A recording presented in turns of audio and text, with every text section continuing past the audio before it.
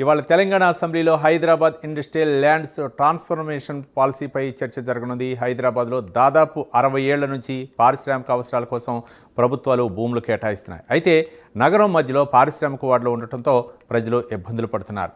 కాలుష్యాన్ని తగ్గించడంలో భాగంగా ఈ పరిశ్రమలను ఓఆర్ఆర్ వెలుపలికి తరలించాలని ప్రభుత్వం నిర్ణయించింది.